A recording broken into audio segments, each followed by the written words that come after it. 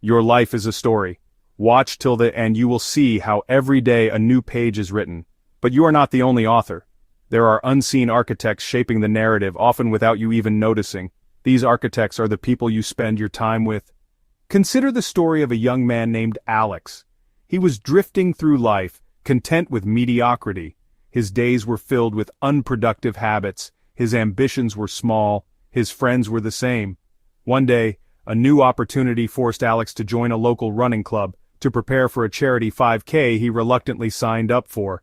The people in this group were different. They talked about goals. They celebrated each other's progress, no matter how small. Alex was surrounded by a completely new kind of energy. Slowly, almost imperceptibly, Alex began to change. Habits are like a virus. They can spread from person to person without a conscious thought. Do you check your phone as soon as a friend pulls out theirs? Do you find yourself ordering the same type of food as the people you're dining with? This is the power of social contagion in action. Our brains register it as the correct or desirable thing to do in that situation. If your closest friends are dedicated to fitness, you are more likely to join a gym. Their regular check-ins and discussions about workouts make exercise a normal part of daily life. The same is true for negative habits. If your friends spend their weekends binge-watching television, eating junk food, that behavior will slowly become your default. Each habit is a single thread, but over time these threads are woven together to create the fabric of your character. Therefore, one of the most effective ways to build better habits is to join a culture where your desired behavior is the normal behavior. Your habits are shaped by the rooms you are in and the people you are with. Just as habits are contagious, so are attitudes. The emotional tone of your social circle becomes the background music of your life. If you are surrounded by optimists, people who see opportunities in challenges, people who see solutions in problems, their positivity will inevitably rub off on you. Their belief in a better future will make you more hopeful. Their resilience in the face of setbacks will teach you to be more persistent. It is a skill that can be learned. Conversely, spending time with chronic complainers and pessimists can be incredibly draining. A pessimistic circle can trap you in a cycle of negativity. Every conversation seems to revolve around what is wrong with the world, what is wrong with other people. Think of your mind as a garden. The people you interact with are constantly planting seeds. Protecting your mindset requires you to be a vigilant gardener. Every group has a set of standards, an unwritten code of conduct that defines what is acceptable. When you join a group, you will naturally feel a gravitational pull toward its center. If the group's standards are high, you will be pulled up. Imagine joining a team where everyone arrives early, works diligently, is committed to producing excellent results. Showing up late or delivering sloppy work would feel deeply uncomfortable. You would quickly elevate your own performance to match the norm, but because you want to belong. The group's high standards become your high standards.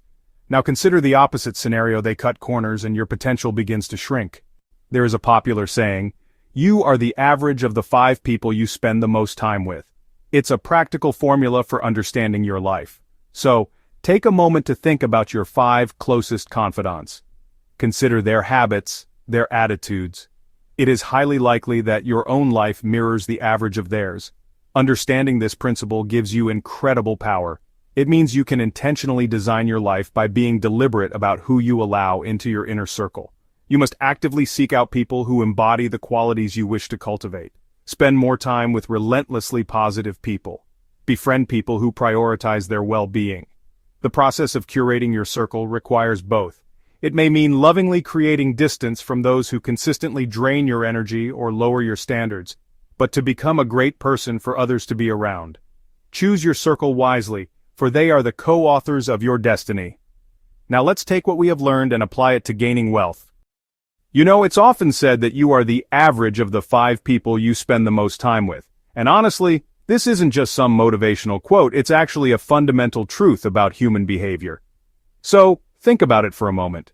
When you're constantly surrounded by people who complain about being broke, who see money as a source of stress, and who spend every dollar they earn, their habits start to rub off on you. Their mindset becomes your mindset. You start to believe that being financially strapped is just the normal way of life. It's a subtle but powerful influence that can keep you stuck in a cycle of financial struggle, and sometimes, you might not even realize why you can't seem to get ahead. Now just imagine the opposite. What if your inner circle was filled with individuals who talk about investments, business ideas, and long-term financial goals? Their conversations would be completely different. Instead of discussing the latest sale at the mall, they might be talking about a new index fund or a real estate opportunity. Hearing these conversations regularly begins to normalize the idea of wealth building. It plants a seed in your mind that financial freedom is not only possible but honestly expected.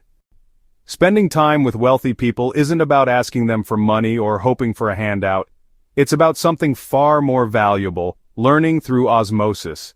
When you're in their environment, you get a front row seat to how they think, how they act, and how they make decisions, especially when it comes to their finances. You start to notice the subtle differences in their daily habits. They don't just work hard, they work smart. They value their time in a way that most people don't, and they're constantly looking for ways to leverage it. This isn't something you can easily learn from a book. It's a mindset that you absorb by being present and paying close attention. Wealthy individuals often talk about money in a completely different language. For many, money is a taboo subject, filled with anxiety and secrecy. But for the wealthy, it's a tool. It's a topic of strategy, opportunity, and growth. They discuss interest rates, market trends, and investment returns with the same ease that others might discuss sports or television shows. By simply being part of these conversations, your entire perspective on money begins to shift. You start to see it not as something to be spent, but as something to be deployed.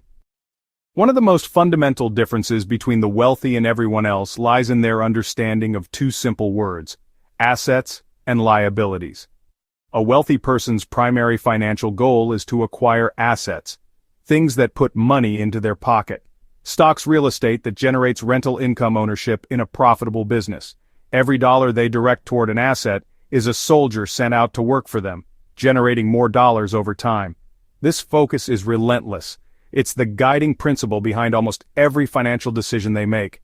In stark contrast, many people spend their lives accumulating liabilities, things that take money out of their pocket.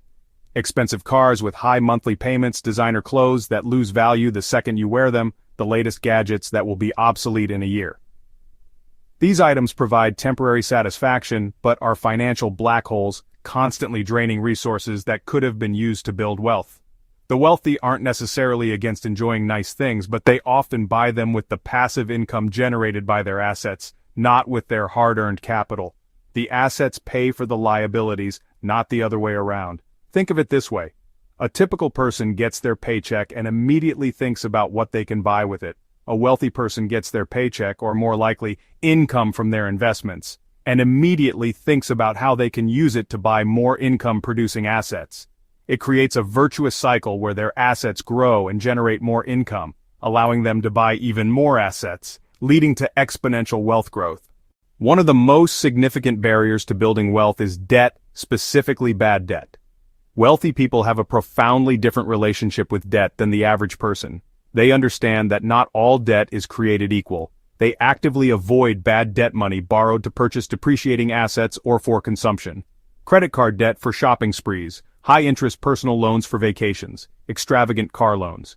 They see this type of debt for what it is, a thief that steals your future income and financial freedom. To avoid these traps, wealthy individuals practice extreme discipline with their spending. Before making any significant purchase, they don't ask, "Can I afford the monthly payment?" Instead, they ask, "Is this the absolute best use of this capital?" Furthermore, they are masters of delayed gratification. Short-term pleasure from a new purchase pales compared to long-term security and freedom from financial independence. While others are living paycheck to paycheck chasing the next dopamine hit from a new gadget or outfit, the wealthy are patiently stacking their assets.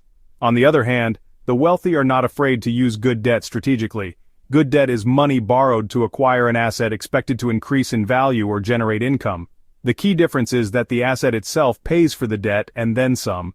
By observing this approach, you learn that debt isn't inherently evil. It's a powerful tool used with intelligence and caution for investment, not consumption. A defining characteristic of wealthy individuals is their incredibly long time horizon. While many people are focused on getting through the week or planning for their next vacation, the wealthy are thinking in terms of years, decades, and even generations. They are not chasing get-rich-quick schemes or trying to time the market for a quick profit. Instead, they are methodical, patient investors who understand the immense power of compound interest over long periods. They plant financial trees today, knowing they won't sit in the shade for many years to come. This long-term perspective governs all their financial strategies. They prioritize consistent, automated investing over trying to find the perfect investment. The habit of regularly putting money into the market is far more important than picking the one stock that will triple in a year. They set up automatic transfers from their checking accounts to their investment portfolios, ensuring they invest on a schedule, regardless of market fluctuations or their own emotions. This set-it-and-forget-it approach removes the temptation to react to short-term news and ensures they are always making progress toward their long-term goals, one contribution at a time. Their planning extends far beyond just investments. They have detailed plans for their careers, their businesses, and their estates. They create 5-year goals, 10-year goals, and even 20-year goals, and then they systematically work backward to determine the steps they need to take today to achieve them. The phrase, "your network is your net worth," is more than a catchy slogan. It's a profound financial truth. The people you know can open doors to opportunities you would never find on your own. When you build genuine relationships with successful, wealthy-minded people, you gain access to a flow of information and possibilities unavailable to the general public. Surrounding yourself with a powerful network also provides a crucial support system. Moreover, a strong network challenges you to grow. If you're the smartest person in the room, you are in the wrong room. So how do you actually start hanging out with wealthy people, especially if you're not in their circles right now? The key is to lead with value. Don't think about what you can get. Think about what you can give. You can offer your time, your skills, your unique perspective.